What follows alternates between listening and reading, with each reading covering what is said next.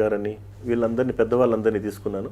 తర్వాత కొలమాసనపల్లిలో పలమనేరు దగ్గర సార్, బైరెడ్డి మండ పక్కన కొలమాసనపల్లి వస్తుంది. అక్కడ రత్నారెడ్డి గారు, ఆవిడ 6 భాషలు మాట్లాడుతుంది, 16 దేశాలు తిరిగి వచ్చి ఉంటుంది, 100 కోట్ల పైన ప్రాపర్టీ ఉంటుంది సార్. క్వాలిఫికేషన్ 5th క్లాసే. ఆమె కూడా నాకు ఇన్స్పిరేషనే సార్. ఆవిడ ఒక మాట చెప్పేవాళ్ళు, మంచితనంతో మహాసముద్రాన్నైనా ఈదవచ్చు, విరోధంతో ఒక అడుగు కూడా ముందుకు వేయలేమని.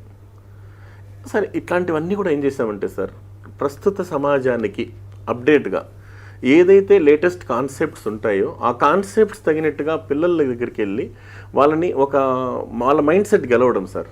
ముందు వాళ్ళు సీరియస్గా చెప్తే ఎవరు వినరు సార్ ఈ కాలం. కాబట్టి ఎందుకంటే సార్, దాని మీద నేను క్లాస్కి వెళ్ళిన తర్వాత అటెన్షన్లోకి తెచ్చుకోవడం కోసం ఒక మంచి జోక్స్, ఆ మెసేజ్ చెప్పడం వల్ల ఏమవుతుందంటే వాడు ఆటోమేటిక్గా మన రూట్లోకి వచ్చేస్తారు సార్. అప్పుడు value of education, main parent role, గురుస్థానం సార్. ఇప్పుడు ఫర్ ఎగ్జాంపుల్ అమ్మ గురించి చెప్పేటప్పుడు కూడా హృదయం కదిలించేటటువంటి కవిత ఉంది సార్. అన్నానికి అమ్మకు తేడా ఏమిటంటే, అన్నం కడుపులో ఉండి కాపాడుతుంది, అమ్మ కడుపులో పెట్టుకొని కాపాడుతుంది అంటారు సార్. దానిలో భాగంగా అమ్మ గురించి చెప్పేటప్పుడు పేగు బంధం సార్. ఇది ఎప్పుడో సాక్షి దినపత్రికలో వచ్చింది సార్, రచయిత పేరు మర్చిపోయిన, క్షమించాలి. ఆ పేగు బంధం అనే కవితని మనం కూడా హృదయంతో వినాలి. అది మామూలుగా బిడ్డ మీద ప్రేమతో తల్లి ఇలా అంటుందంట సార్. పేగుబంధం కవిత పేరు. ఒరే నాన్న, నీవు మొదటిసారి గర్భాన కదిలినప్పుడు పరమానందం కలిగింది, నన్నమ్మను చేస్తున్నావని. నీవు ఊపిరాడనీయకుండా కదులుతూ హడావుడి చేస్తుంటే ఉత్సాహం కనిపించింది, హుషారైన వాడివని. నన్ను చీల్చుకుని ఈ లోకంలోకి వచ్చాక మమకారం పొంగింది, నా ప్రతిరూపానివని. నా రక్తాన్ని పాలుగా తాగుతూ ఉంటే బోలెడంత ఆశ కలిగింది, అందరికంటే బలవంతుడివి కావాలని. చిన్నప్పుడు తప్పటడుగులు వేస్తూ ఇల్లంతా తిరుగుతూ ఉంటే తట్టుకోలేనంత ఆనందం కలిగింది, నీ కాళ్ళ మీద నువ్వు నిలబడగలవని. ఆ అడుగుల్లోనే కాస్త దూరమైతే ఆశీర్వదించాలనిపించింది, నువ్వు గొప్పవాడివి కావాలని. జీవన ఒత్తిడిలో పడి నన్ను మరచిపోతే కొండంత ధైర్యం వచ్చింది, నేను లేకపోయినా నువ్వు బ్రతకగలవని. ప్రాణం పోయేటప్పుడు కంటతడి పెట్టనందుకు తృప్తిగా ఉంది, నీకు తట్టుకునే శక్తి ఉందని. ఇప్పుడే బాధగా ఉంది, అందరూ నేను చనిపోయానని ఏడుస్తూ ఉంటే నన్ను కాల్చేటప్పుడు నీ చెయ్యి కాలుతుందేమని. అది సార్ తల్లి ప్రేమ అంటే.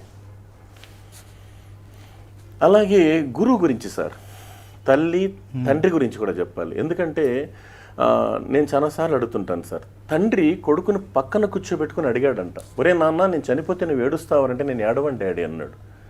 నీకు జన్మనిచ్చినాను రా అన్నాడు. అయితే ఏమి, నీకోసం ఎంతో త్యాగం చేశాను రా. చేసింటే నువ్వు మనిషి కాదు అనుకో, నువ్వు కసాయి అనుకో, నువ్వేమని అనుకో డాడీ, నువ్వు బండరాయి అనుకో. అప్పుడు అబ్బాయి చెప్పాడు, ఓ నాన్న, మీరు చనిపోయిన తర్వాత నేను ఏడుస్తానో లేదో మీకు ఎలా తెలుస్తుంది? డాడీ, మీరు చనిపోయిన తర్వాత నేను ఏడుస్తానో లేదో మీకు ఎలా తెలుస్తుంది డాడీ? మీరు బ్రతికుండగా మీ కంట్లో కన్నీరు రాకుండా చూసే దమ్మున కొడుకు డాడీ వీడున్న అనమాట. ఇది తండ్రి విలువ గురించి చెప్తాం సార్. గురువు గురించి మరి గురువు గురించి చెప్పేటప్పుడు సానియాను తయారు చేయాలన్నా, సోనియాను తయారు చేయాలన్నా, ఒసామాను తయారు చేయాలన్నా, ఒబామాను తయారు చేయాలన్నా, బిల్ కలెక్టర్ను తయారు చేయాలన్నా, బిల్ క్లింటన్ను తయారు చేయాలన్నా, జ్ఞాన దాహాన్ని తీర్చే రక్షిత మంచినీటి చెరువు లాంటి గురువుల్ని గౌరవిస్తే నీ బ్రతుకు బంగారమేమన్నా అని చెప్తాం సార్. ఎందుకంటే తల్లి, తండ్రి, గురువు ఈ 3 స్థానాలు సార్. ఎందుకంటే మీకు తెలియంది కదా సార్, మనం ప్రస్తుతం అందరికీ తెలిసిన విషయాలే. ఇప్పుడున్నటువంటి పరిస్థితుల్లో ఈ 3 విలువలు కాపాడుకుంటే, ఈ ముగ్గురిని గౌరవించగలిగినటువంటి వాళ్ళు ప్రపంచం ఎక్కడైనా కానీ సార్ భవిష్యత్తులో ఉన్నత స్థానానికి వెళ్తారనేటువంటి నమ్మకం, ప్రగాఢ నమ్మకం ఉంది కదా సార్. భార్య గురించి చెప్పండి సార్.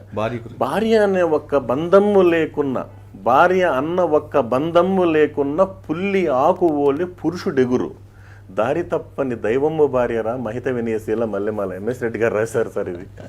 కానీ భార్య సమంటం కదా సార్, సర్వాన్ని వదులుకొని